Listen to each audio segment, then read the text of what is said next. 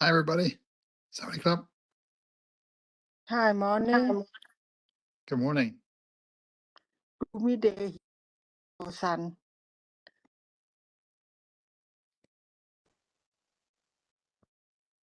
Sorry to hear. How is the air quality?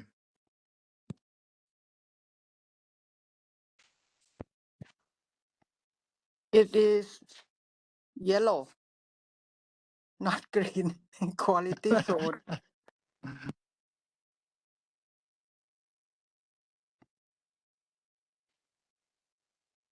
All right. So I'm pretty sure Liana and Kim Lu and others are going to join in the next few minutes, but I might as well get started. So hi everyone, my name is Christian Valenzuela. I'm one of the surgical oncologists here at OHSU in Portland, Oregon. Many thanks to our friends from Bangkok, many of which I met when you guys were over here last year. Good to see you again. Thanks for coming. Last year I gave a different talk on HIPEC, and this is one on sarcoma because that's one of the entities I operate on as well. I was asked to talk about liposarcoma in particular, but honestly, I don't think that could fill an hour in terms of the studies that there are out there. So I expanded this to include some other sarcoma and soft tissue entities and some sort of general concepts if there are any residents in the audience as well.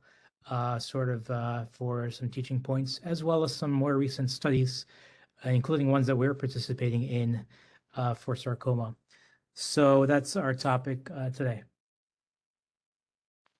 I have no disclosures. Everything I say is a reflection of any opinion, is my opinion, not the opinion of OHSU or our Department of Surgery.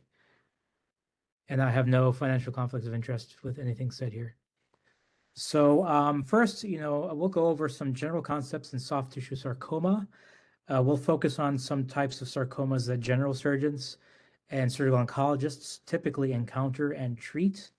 So this means we'll focus only a little bit on extremity and bone sarcomas, but those are typically around here managed by the orthopedic surgeons, and that's a separate division. Head and neck sarcoma is also typically managed by the head and neck surgeons, but many of the general concepts apply regardless.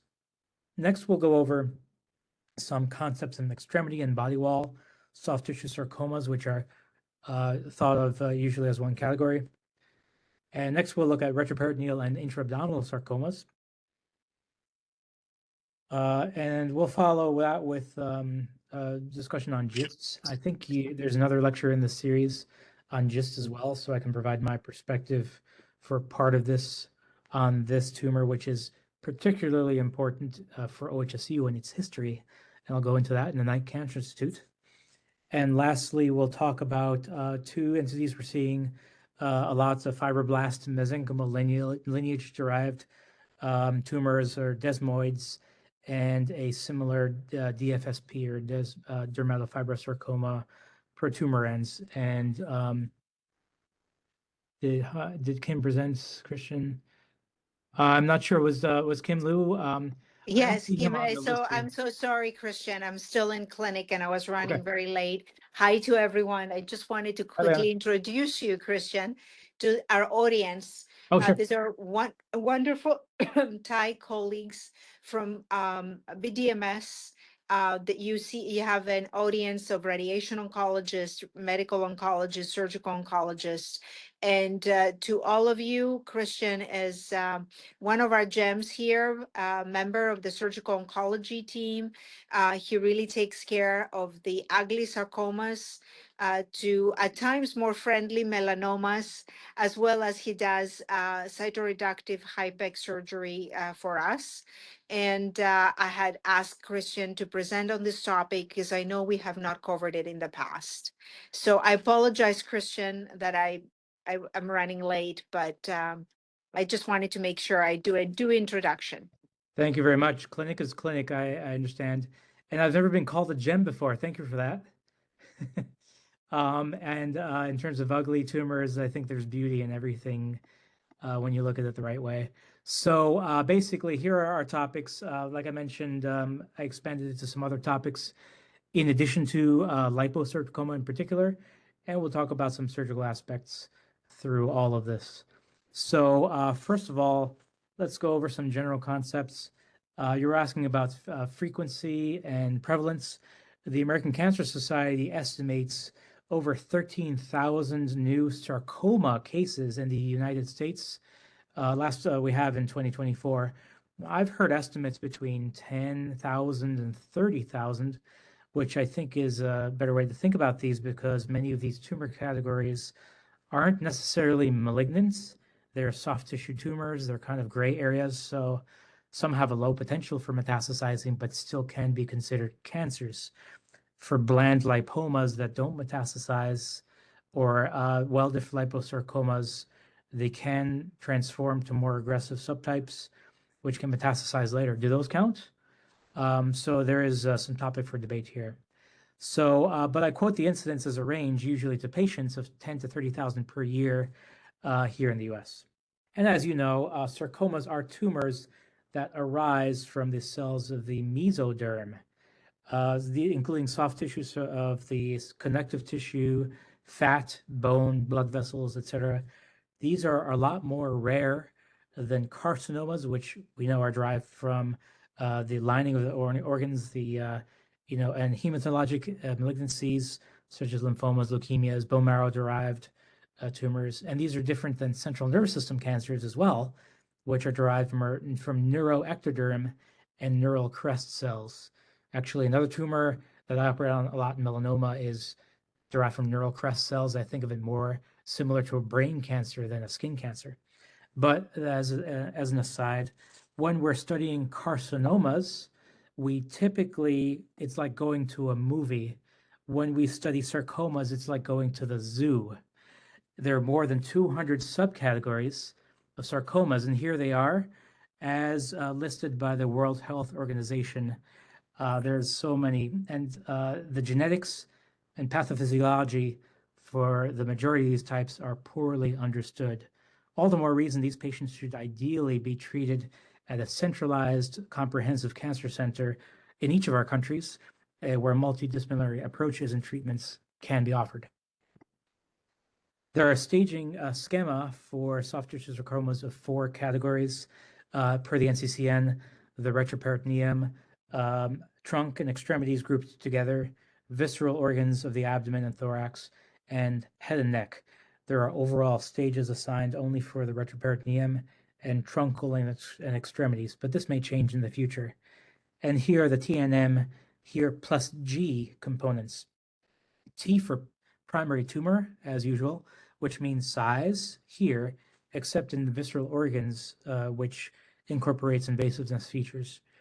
N for regional lymph node involvement, M for distant metastases, as usual, and G for grade. Now, in sarcoma of these areas, the grade is a combination of 3 parameters combined into a total score, and then used that integrated score to assign grade 1, 2, or 3, and those parameters are differentiation, mitotic count, and tumor necrosis. In a localized tumor, which factor is most important for prognosis? Tumor size plays a role, but grade generally is much more important in terms of staging and prognosis. For example, it's much better for a patient to have a much larger tumor with a low grade. Think of these massive, well-differentiated liposarcomas.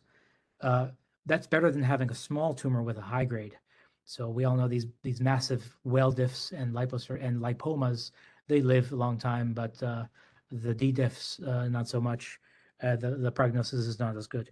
Note that GISTs are considered in a category on its own per the AJCC, and it has its own staging system, which we'll go over a little bit later. And that leads to our next topic of imaging. So there's no standard screening program for sarcomas like there is for other cancers because of how rare they are. So they are usually diagnosed incidentally or when they become symptomatic. As a result of this diagnostic difficulty, we generally recommend that if patients feel a lump or mass on their bodies greater than 3 centimeters in size, which if you include the overlying skin, it's roughly the size of a golf ball, or any mass that's rapidly enlarging, they need to seek medical attention. For the general public, this is a great rule of thumb that's easy to understand, and everyone knows the size of a golf ball. and so much like the ABCDE rules for melanoma. For most suspected sarcomas, CT with IV contrast is usually the best first imaging step for tumors of the truncal wall and abdominal and retroperitoneal lesions.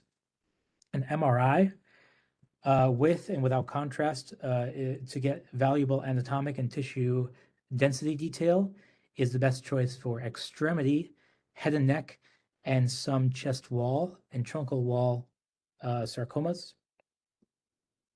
A CT scan of the chest is also critical for staging because to rule out lung and mediastinal metastases. PET CT scans are sometimes indicated for sarcomas. I'd say they are often overused, especially in liposarcoma, because they don't really show up well for liposarcs. But they just don't have a very high FDG avidity. But remembering there's a mnemonic for sarcoma types that spread to lymphatics. There are ones that PET CT can be useful. There's like clear cell sarcoma, angiosarcoma, rhabdomyosarcoma, and embryonic sarcomas that can be useful to get PET CTs for. Concurrently, or after the imaging is complete, biopsy for tissue diagnosis is considered essential in the workup of sarcoma per NCCN guidelines. That said, in practice, this is not always performed, especially for retroperitoneal. Here at OHSU, for lipomatous tumors that do not have any concerning internal features, such as densities, septations, nodularities, we sometimes skip the biopsy, recognizing final pathology will either be a simple lipoma or a well-differentiated liposarcoma. Well-differentiated liposarcoma in the extremities typically is called a typical lipomatous tumor. They mean the same thing. So, but we always discuss this in tumor board, and then we decide as a group whether or not to skip a biopsy or not. I usually tends towards ordering a biopsy because it does provide some useful information usually, but again, sometimes we can skip it. Another rationale against biopsies is that in resectable retroperitoneal sarcomas, including the lipomatous types, is that surgery will be indicated no matter what the biopsy shows, and it would not change your surgical approach. So in those, it would be reasonable to skip the biopsy. I personally try to have as many biopsies as possible. For example, a leiomyosarcoma diagnosis would make me okay. Which blood vessel is this coming from, and would help me think for surgical planning, and would a complex vascular repair be necessary? Whereas a liposarcoma, perhaps a desmoplastic type that looks similar in density, I'd be less concerned about blood vessel involvement. But whether that's a reason in and of itself to get a biopsy, that's a matter of opinion. A diagnosis of, for example, UPS, undifferentiated pleomorphic sarcoma, would make me tend to be more aggressive with obtaining wider margins. Those tend to recur and have poor prognosis. And then solitary fibrous tumors, okay, I need to take a detailed look at the remainder of the peritoneal cavity because SFTs can metastasize to the peritoneum. So I definitely want to do a survey because they have a tendency to spread. Also, could this be a desmoid? As we'll talk about in the end of this talk, that will change whether or not we even do surgery.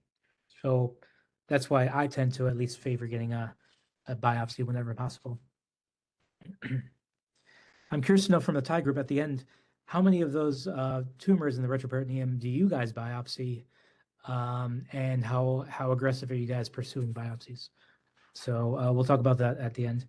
Along these lines, obtaining tissue diagnosis before going at it surgically is better for the patient because it can avoid pitfalls in management and will open up the doors for the patient to potentially receive neoadjuvant therapy, either chemo or radiation if indicated, and also, of course, clinical trials if offered, even personalized tumor testing like high throughput sequencing that can be relevant. Cord needle biopsy is the current preferred modality for biopsy per the current NCCN guidelines. This is usually done with 18 gauge cores, if feasible, and ideally is image guided, unless it's an obvious palpable lesion. Image guided because you can target higher grade internal features even within a larger tumor. So, for example, the lipomatous tumor, as we've seen with a nodule, you want to go after the nodule for the biopsy. You want to sample high risk areas. Now, the risk of tract seeding is usually minor. There've been case series on this, usually just a couple of percent. Usually, the benefit of diagnosis outweighs the risk of tract seeding. So, that counter argument is kind of a very old way of thinking. Excisional biopsy is acceptable for small lesions, less than 3 centimeters, especially ones that are small and rapidly growing, to prevent it from growing further. But those have a risk of, depending on the circumstance, those do have a risk of a positive margin, and then you have to go in and do a bigger operation, especially if it ends up being a desmoid. Incisional biopsy used to be the norm. We've all seen it in the old surgical textbooks before advances in imaging and image-guided procedures. Nowadays, ultrasounds and CTs are much better than they used to be decades ago, so it's usually a better approach. Now, if it's on the extremity, if an incisional biopsy is done, it is still acceptable, but we always ask that they do the biopsy with the incision along the axis of the extremity. That will make a reoperation much less morbid to avoid crossing the scars, and much less morbid. Now, we oftentimes will get referrals from community hospitals to us with an unplanned, what's called an unplanned excision with positive margins that was basically initially thought to be benign. I'm sure we've all seen this. We thought it was a lipoma. We thought it was a sebaceous cyst. And surprise, pathology shows a sarcoma. This does happen quite a lot. And when the patient requires a re-excision, that next operation becomes a larger one than if the initial surgeon would have done a needle biopsy first, since also having a chance of a positive margin since those tissue planes have been disrupted already and you're going in for a second time, again, especially for desmoid. So for all of the students in the room and residents and early career attendings listening, and especially if you dedicate your work to rural and community hospitals, your work is really fantastic and critical, but always keep those in mind. Now, when in doubt, refer the patient quickly to University Cancer Center if you're in the community. I know you guys are in Bangkok, but for your colleagues, it's the best way. That way the patient can be discussed in a multidisciplinary fashion. Now, for extremity, let's talk about a few general principles. Now, this is not about bone sarcomas. This is about soft tissue. And again, here the orthopedic surgeons do them, but perhaps there you guys do everything. But so for these sarcomas, the ideal operation has negative margins with most cases, which means a wide excision with a few centimeters of clinical margin negative as a buffer. Many people quote 2 centimeters as an ideal target. There's no true consensus on this. The ideal operation will be lymph sparing and function sparing. Resection of the entire compartment is usually not necessary. You just need those negative margins. Close or microscopically positive planned margins may be appropriate and acceptable if it means preserving critical structures and functions such as arteries and nerves, motor nerves, with the goal of limb sparing surgery, usually in the setting of multimodality therapy, either with and or chemo or radiation therapy to those areas. And lastly, amputation is sometimes still necessary, especially in recurrences, but in modern times is no longer the standard of care the way it used to be, because there was no improvement in survival. Amputation should only be done after discussion of the multidisciplinary sarcoma tumor board and after consideration of limb sparing surgery in the context of multidisciplinary therapy. And you're probably familiar with the classic study of Stephen Rosenberg from 1982, the randomized clinical trial of 42 patients from extremity sarcoma, amputation, randomized, to amputation or limb-sparing surgery plus radiation, showing no difference in survival, overall survival or disease-free survival. This study was from the 80s. It cannot be done now. It would be considered unethical now, but back then they didn't know. So that's how that study was done and designed as in randomized fashion. Now on to what's probably more familiar territory, retroperitoneal soft tissue sarcomas, or RP, or retroperitoneal sarcomas, is often indistinguishable from intra-abdominal or pelvic.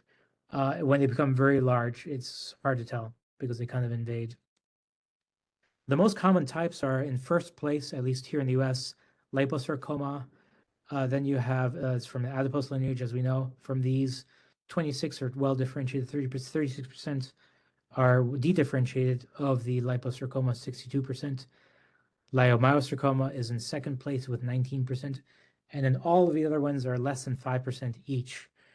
Then you have the zoo, right, so to speak.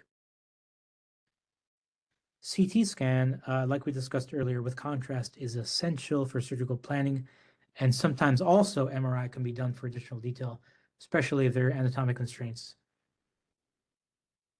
and vascular involvement potentially. It helps to define the anatomical relationships. When a patient will have a large defect, also we can decide whether they'll need a complex abdominal wall repair. Does the patient have involvement of the kidney? Does the patient need a nephrectomy? And sometimes I personally get a split kidney function test if I anticipate a nephrectomy to make sure that the contralateral kidney will be adequate in terms of glomerular filtration rate. So I'm not sure if that's not uniformly done. That's just my preference. I also routinely do ureteral stents, even if it comes close to the ureter, because things can get distorted and moved out of the way anatomically, and I haven't injured a ureter doing so. So that's at least what I do. High quality imaging is key.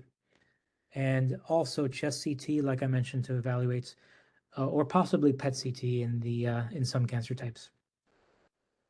More than half of these retroperitoneal sarcomas will need multivisceral organ resection. So, of course, the patient's overall health and functional status will need to be balanced against potential deficits and complications the operation could confer.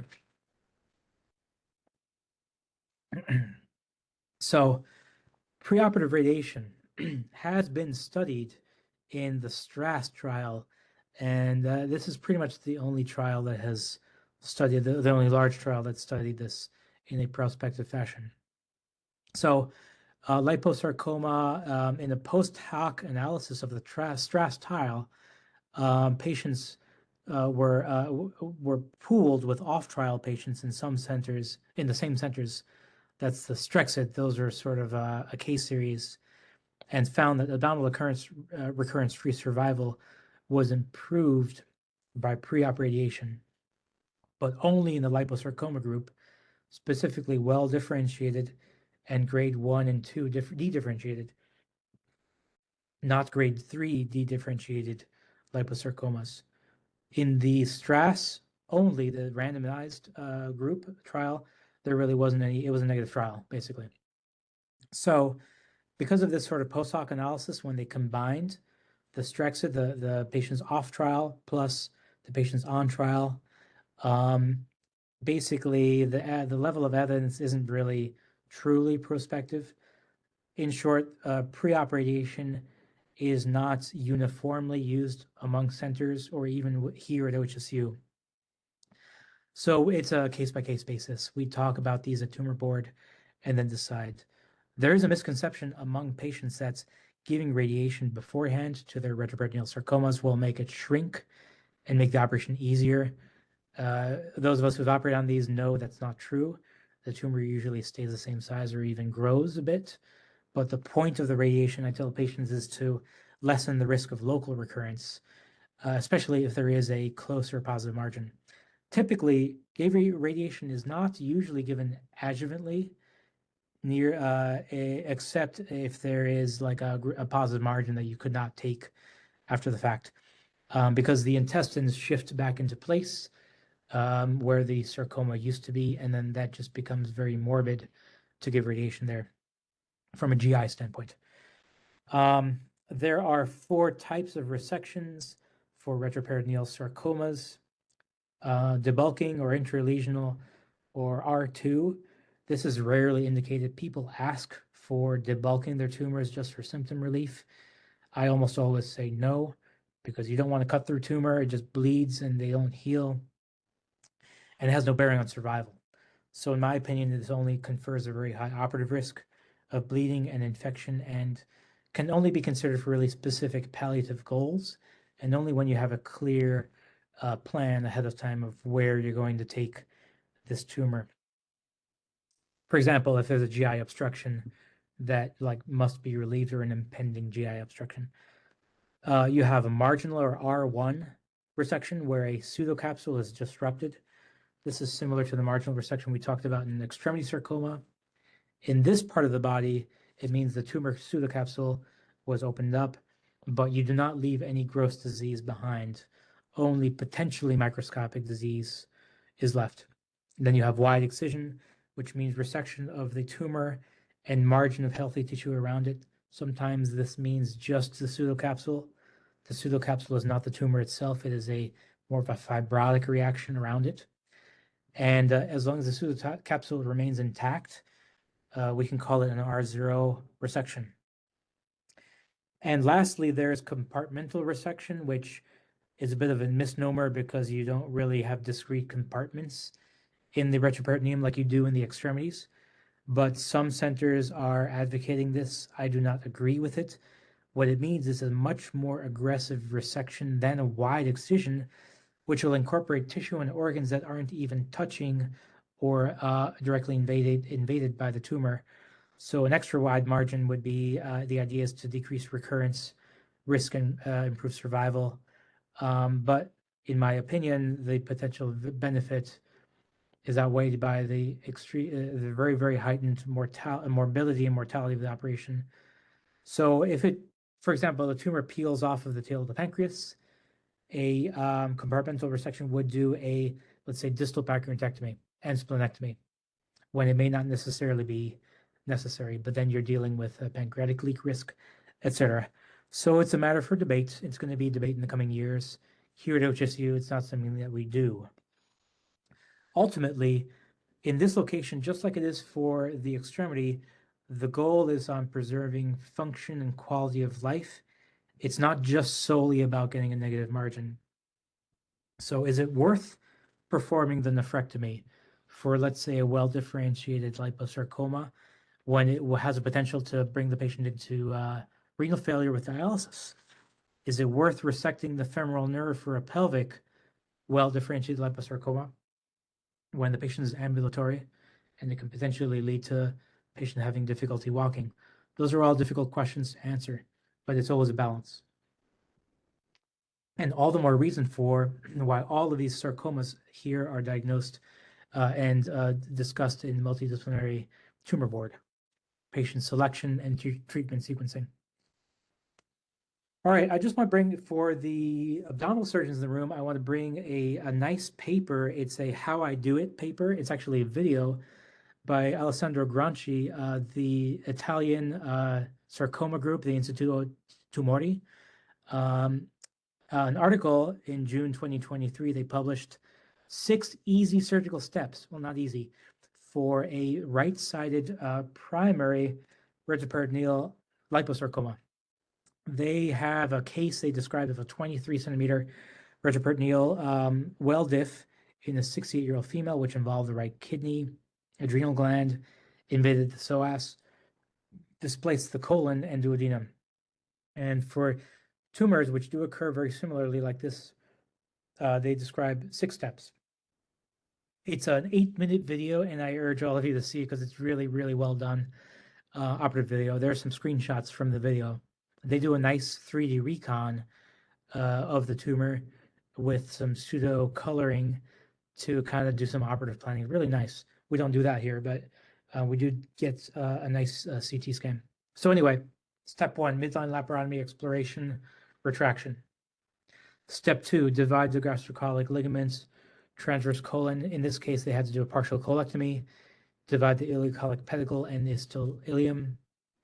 Step 3, A Coker maneuver, get the duodenum and the head of pancreas off.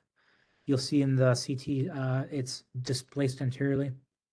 Step 4, dissect the tumor away from the IVC. Divide the right gonadal and lumbar veins when necessary. Divide the right renal artery and vein. So here they do a nephrectomy on the right. Step 5, a lateral peritonectomy en bloc with the tumor. You go back and get all of that out as a unit posteriorly. Divide the distal gonadal vessels as they emerge into the pelvis, and divide the right distal ureter. And lastly, they do take the psoas with them. Something I personally don't do too aggressively, that they do the entire psoas. I think it confers a little bit of bleeding risk. So, but they do divide the psoas and dissect it upwards and away en bloc with the tumor. They divide the adrenal vessels at this point. Up north, they dissect the diaphragm away, and then they finally do the anastomosis. And there is the specimen. Really nice video. So you can take a look. There's a reference. So the STRASS trial and Strexit trial randomized patients to pre-op radiation followed by surgery versus surgery alone for a big list of different types of sarcomas. Like I said, this was a negative trial. And this was sort of the confidence interval. Pre-op RT failed to have any effect on abdominal recurrence. However, like I mentioned, the post-hoc analysis suggested for liposarcoma, it can help. So we went over these. Actually, I had the slide on this already. The pooled analysis post-hoc. And so, so the Strexit and STRASS trial combined did show a significant improvement for, like I said, the liposarcomas, well-diff and D-diff grade 1 and 2. So for those two entities, well-diff and D-diff, there was an improvement in abdominal wall recurrence-free, but not for D-diff and not for leiomyosarcoma, okay, the grade 3 D-diffs. So that's kind of where we're at. Now, that leads me to the STRASS-2 trial, which OHSU is currently participating. So after that result, that was the setup for this trial, which asks the question, and I'm the site PI here at OHSU for the STRASS-2 trial. It's a randomized phase 3 trial for neoadjuvant chemotherapy followed by surgery versus surgery alone for patients with high-risk retroperitoneal sarcomas, or the STRASS-2 trial. It's currently ongoing. The inclusion criteria are retroperitoneal leiomyosarcoma, greater than 5 centimeters or grade 2 and 3, or D-diff grade 3 liposarcoma, or D-diff grade 2 plus an FNCLLC score of 5 and some high-risk imaging or genetic characteristics. So, and also these need to be surgically resectable. We cannot enroll unresectable tumors or metastatic. Okay, so patients are randomized to the chemo arm. When they do, they get 3 cycles of chemo, either doxorubicin with ifosfamide or dacarbazine, followed by surgery, or randomized to surgery alone. So this is kind of the equivalent of the STRASS trial, but instead of radiation, they do chemo pre-op. There are 109 centers in the US, 13 European centers, and plus some Canada and Japan centers for a total of 149 locations. And the goal is enrollment of 250 patients. So the primary outcome in this trial is going to be disease-free survival, secondary outcomes, overall survival, recurrence-free survival, and distant metastasis-free survival. Now, primary completion is estimated to be in April 2027. My understanding is that there's been a lot of difficulty recruiting patients. We here at OHSU have not been able to recruit patients yet for the STRASS-2 trial. In my observation, I believe, number one, it's because patients with RP sarcomas often present because of significant symptoms, and they do not want to delay surgery due to those symptoms. Number two, a lot of our patients, probably there in Thailand as well, travel to the main cancer center in the city for a lot of distance for the operation, but getting repeated cycles of chemo can be a barrier to that, and that we've been finding is causes some reluctance for the patients. So we'll see what happens if this is able to be completed with the power that they'd like. But I do think it's a good concept because we really don't know what the effect of chemo pre-op is for liposarcoma. And then they chose liposarcoma because of the effect of radiation on liposarcoma in the Strauss trial.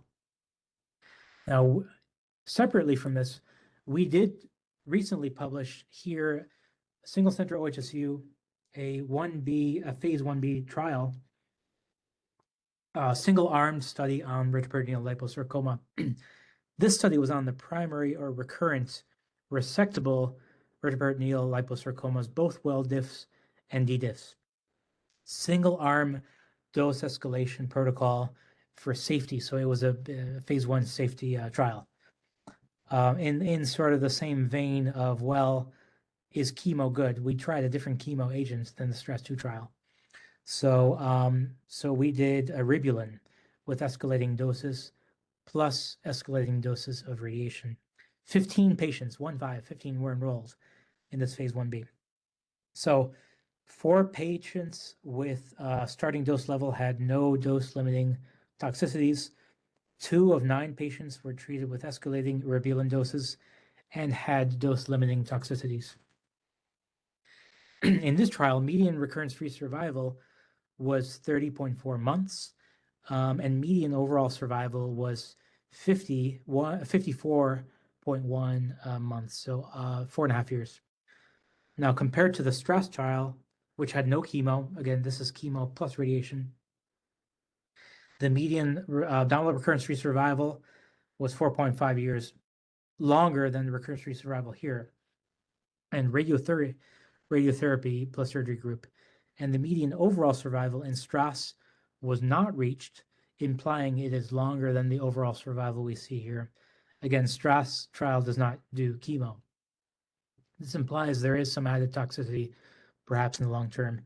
Now here, 11 out of 15 patients in the safety analysis set had treatment-related adverse events, with 8 patients experiencing a high-grade treatment-related events.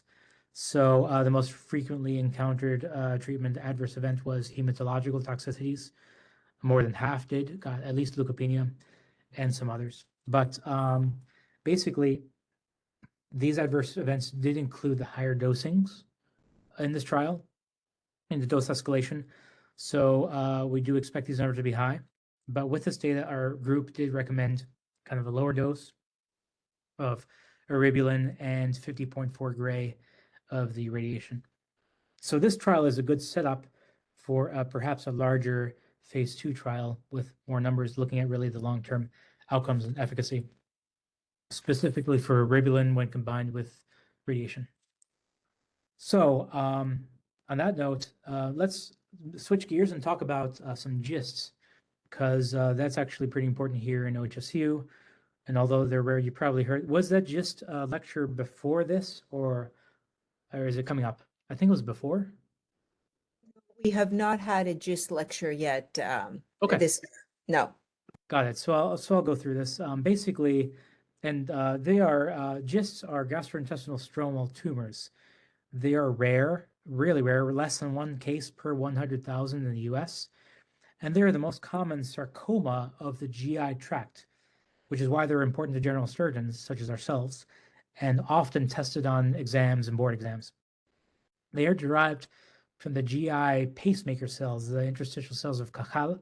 They can arise anywhere in the GI tract, but they are most commonly seen in the stomach and small intestine.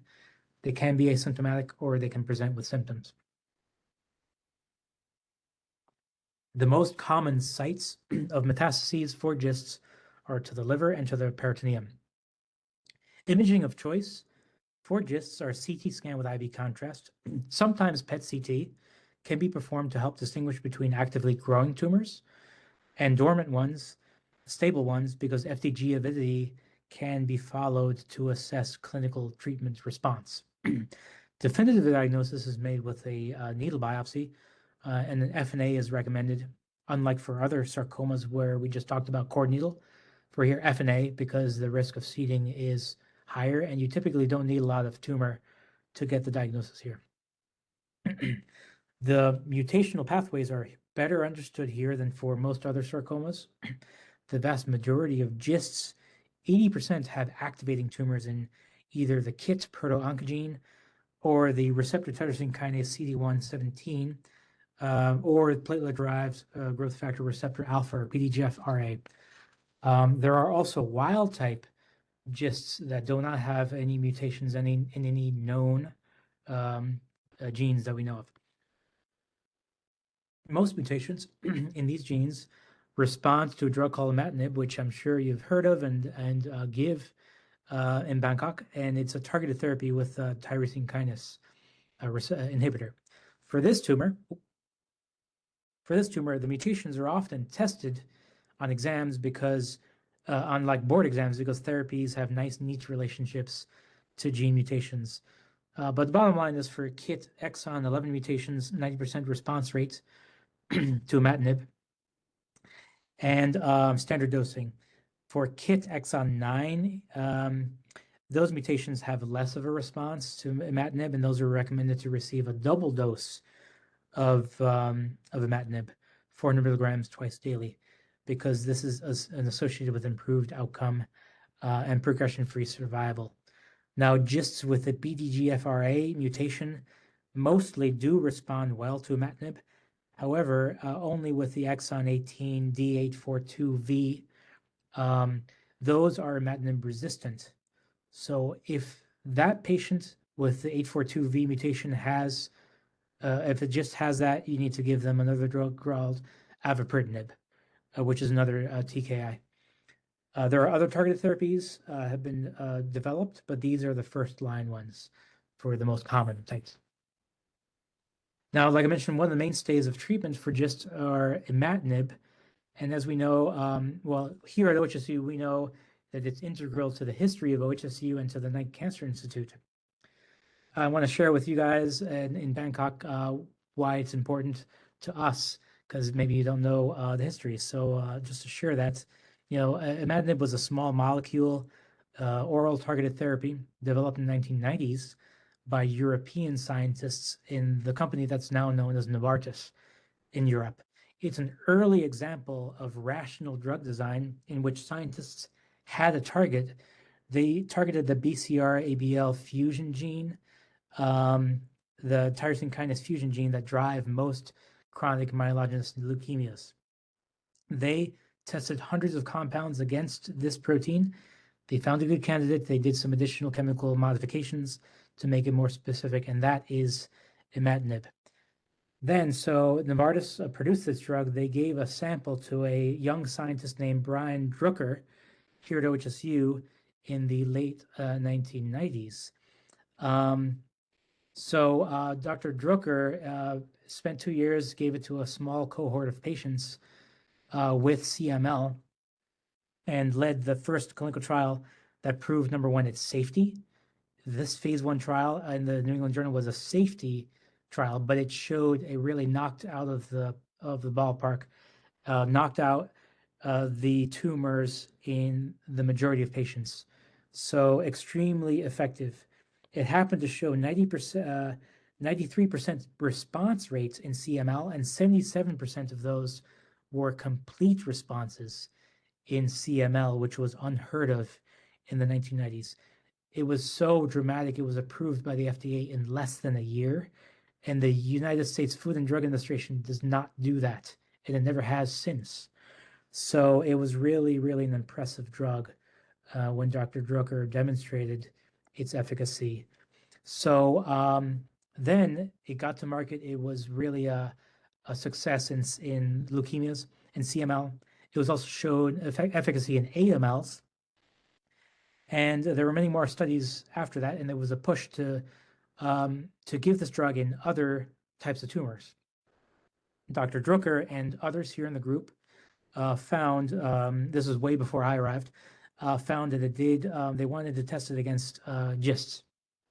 With the exon 11 mutations, they predicted that it would be a response.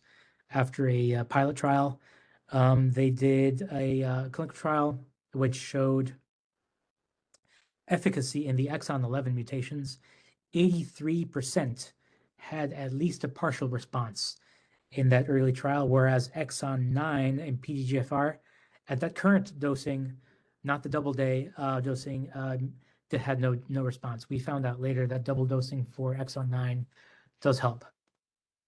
So Brian Drucker became the Knight Cancer Institute's director, was actually renamed Knight Cancer Institute through this success.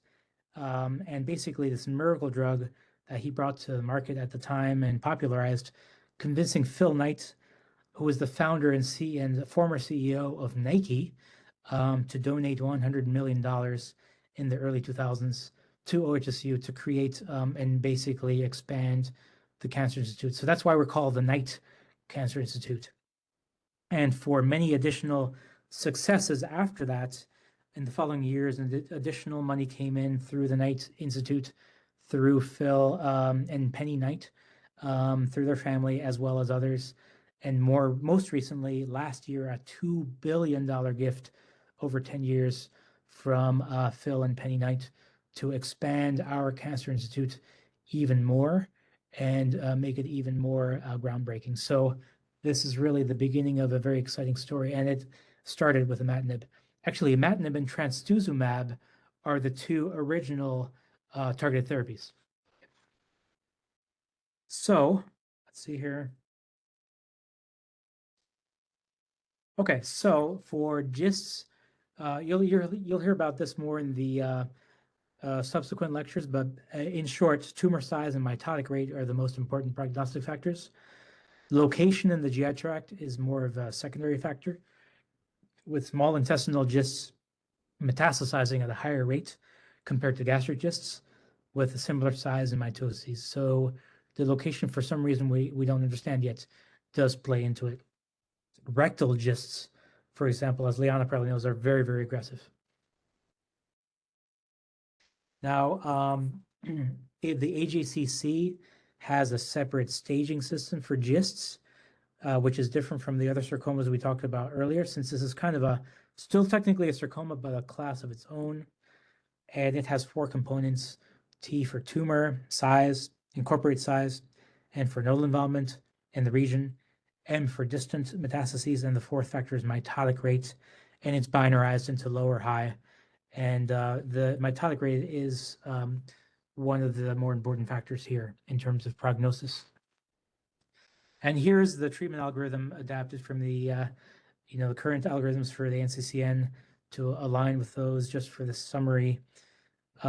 So basically, after a submucosal, for example, gastric a GIST is confirmed, CT scan is done, and thus the FNA can be done either with a percutaneous approach or an EUS with FNA endoscopy, usually for stomach.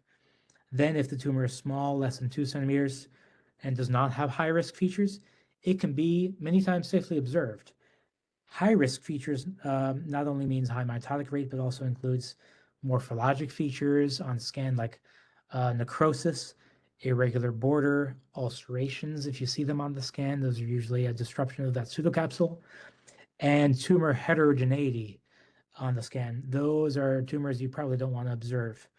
For the medium-sized GIST, 2 to 5 centimeters, those lesions are the perfect size for laparoscopic wedge resections, particularly in the stomach. And for the larger tumors, greater than 5 centimeters, it becomes difficult to do laparoscopically. Then you need at least an extraction port or just go open. But for those larger lesions, you usually, even if they're large, usually don't have to do a formal gastrectomy. They can usually be wedged or sleeved out. Now this leads to our surgical principles for GISTs. Now for GISTs, you don't need wide margins. You only need negative margins. They can be tight. In the stomach, this usually means a wedge. You don't need a formal gastrectomy. They're usually well circumscribed and usually in the submucosal plane, because that's where the interstitial cells of cacao live. So what we usually do is a stapled wedge resection, which will basically crush the normal viscera wall and push the tumor away from the jaws of the stapler. As long as the tumor hasn't been disrupted, the staple line is the negative margin. and it basically, almost like a marble, it pushes it out of the way.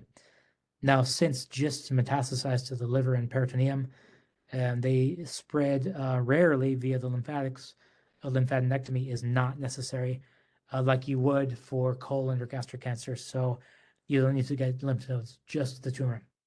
In certain patients with wild type tumors, especially medically unhealthy ones, these particular tumors can be indolent. Even big ones sometimes can be watched, depending on the patient. And for locally advanced or large GISTs with therapy responsive mutations, you can consider neoadjuvant targeted therapy, usually imatinib, to decrease the tumor size, and then with surveillance every few months until it gets to a point where you can operate, when the tumors have achieved maximal response and they have basically stopped their decline in shrinkage. I have, for example, a patient right now with a big gastric GIST, and that is being responsive to therapy. I want to get it off of the stomach completely. It's on its way. So I'll probably continue the imatinib for another half year and then operate down the line. Is adjuvant therapy, right? So in metastatic, unresectable, recurrent, or inoperable cases, lifelong targeted therapy can be considered if it's a sensitive mutation. And also you can do dose escalation if it's kind of a palliative situation.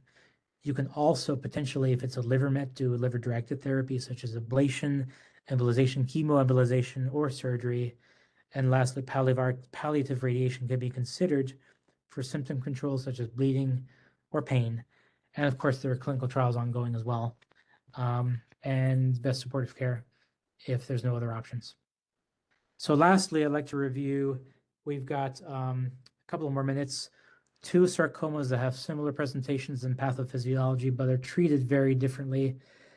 And that's important for us surgeons to know because unplanned excision often happens for these desmoids. So both of these tumors are from the fibroblast and myofibroblast cell lineage. Desmoid tumors, also known as aggressive fibromatosis, likely derived from a mesenchymal progenitor of the fibroblast in adults. So there is a high correlation with FAP, familial adenomatous polyposis syndrome, almost 1,000-fold more risk of getting a desmoid if a patient has FAP, also known as Gardner syndrome. But that said, desmoids do occur spontaneously as well. They are notoriously locally invasive with indistinct borders, and they so even with the best surgical and wide margins over the decades, has been found to have a high recurrence rate and likelihood of having to go back into the OR for a second or third operation. Up to 3/4 of them recur after surgical excision, even with negative margins on paper. They almost never metastasize. So the national guidelines did change recently. It used to be surgery. Now it's observation as almost always until the very, very last resort. So per current evidence, desmoids, if you observe, 20 to 30% do regress. I like to tell patients 20% regress, 30% stay the same, and then the other third grow. So usually if it's a new diagnosis, asymptomatic, you observe and you see what happens. Then under observation, if the tumor grows, you treat with medical therapy. 2 years ago, there was a medication named nirogacestat or nirogacestat that is another targeted therapy, a tyrosine kinase inhibitor, which is active against desmoids. So that is the first line medical therapy. Then only if they grow and if it's going to be morbid, if it does continue to grow, then you do resect. And then even so, 50% do recur.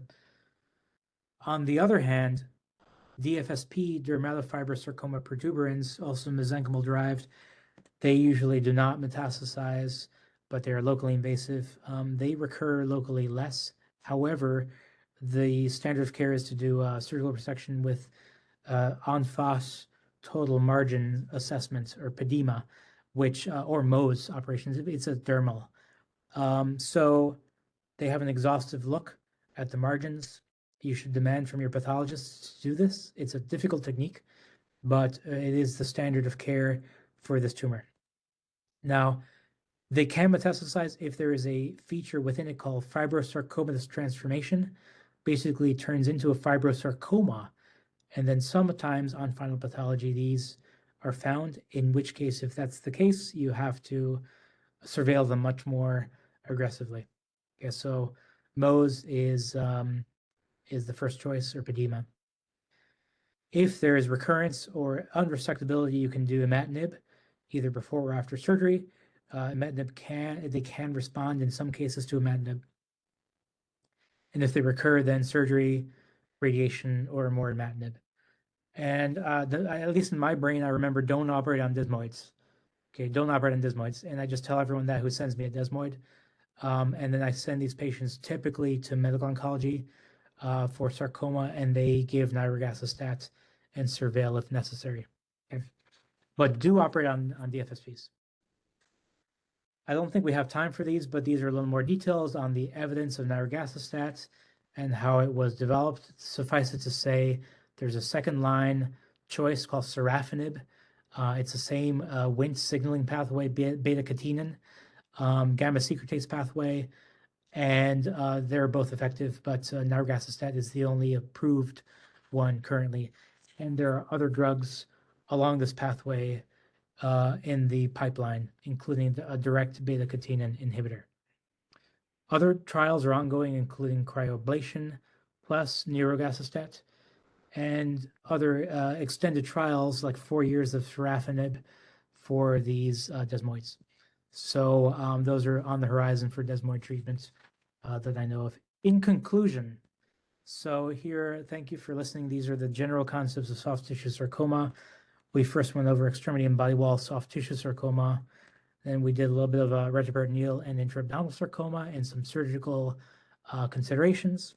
We discussed the GISTs plus imatinib and its importance to the Knight Cancer Institute and the history here. And lastly, we talked a little bit about these two mesenchymal-derived sarcomas, desmoid and DFSP, along with management strategies. Thanks for your attention. Feel free to reach out if you have any questions. Any questions here today? Thank you. Just and anyone, any surgeon ask questions to speaker? We have one quick question we can ask. โอเคครับผมวุฒินะครับ Hello I'm Dr. Wood from Waterford Hospital. I'm the surgical oncologist.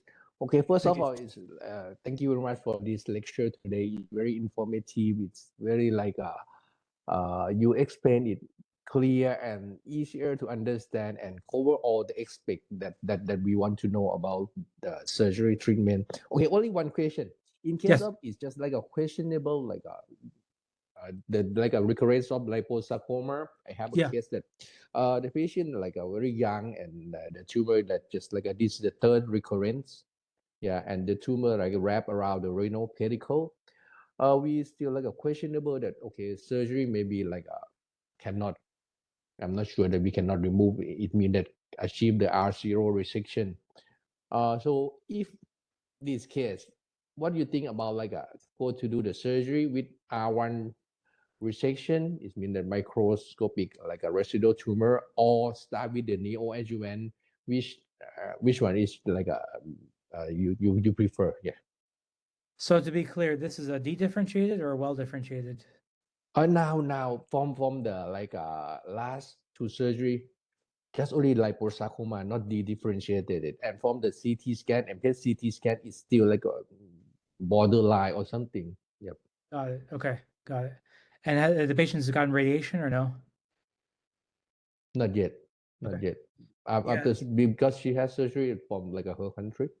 Yeah, no, after every subsequent surgery is way more difficult. So we see cases exactly like this too, where these can be basically within Gerota's fascia, even though initially the surgeon may think that that's confined to the dense areas. It's really the entire Gerota's fascia, even down to the pelvis, and they often recur within that Gerota's fascia including the hilum. So yeah, usually that means taking the kidney. And in the young patient, it's preferable to ideally get the negative margin, and you probably have to take the kidney. But what I would, if in a simpler patient, what I would do is get a split kidney function test and make sure that the contralateral kidney has, more than 50% of the filtration rate. And does the patient have a normal creatinine?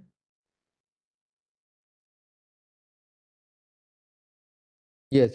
She's just 36 years old, something like that. Yeah. So I'd probably be aggressive with getting the kidney out, and oftentimes the contralateral kidney already has compensated and it has assumed the majority of the filtration. So that I would still probably do in someone like that, the split kidney. If your center has that test, it's a nuclear test. But if not, then you can get a good sort of take a look at the size of the kidneys as a proxy for that. And if the contralateral is a little bigger, then most likely patient will be fine. But I would probably do the nephrectomy in my patient rather than leave tumor behind in someone so young. Yeah. In the older patient, I try to spare the kidney. Much more risk of dialysis needed and disruption of the patient's life. Yeah. Okay, those any are tricky adjuvant cases. before surgery? Sorry? Any adjuvant before surgery? Any Any adjuvant, like a radiation or something? neoadjuvant? Yep. Yeah, sometimes we do. So if you anticipate, yes. So case by case, this will qualify under the Strexit trial as a good for decreasing abdominal recurrence. The radiation does not improve distant recurrence. It does not improve the rate of metastases, but it will decrease the chance of local recurrence in those margins. So yes, you can give radiation beforehand. We typically don't give chemo beforehand. That's just not proven yet. And that's the purpose of the STRAS-2 trial. So yeah, consider radiation, especially to the hilum area, although it can cause a little bit more fibrosis. Thank you. Tricky Yes, case. thank you. Tricky case. Yeah. Thanks for your question. Thank you. Thank you, everyone. We reached the time, exceed the time. Thank you very much, Prof, for All right. sharing. Have a Any good questions? Thanks for your attention, everyone. Any questions, feel free to email. Hope to see you again next year to our friends in Thailand. day. Thank you Questions? again. Thank you, Christian.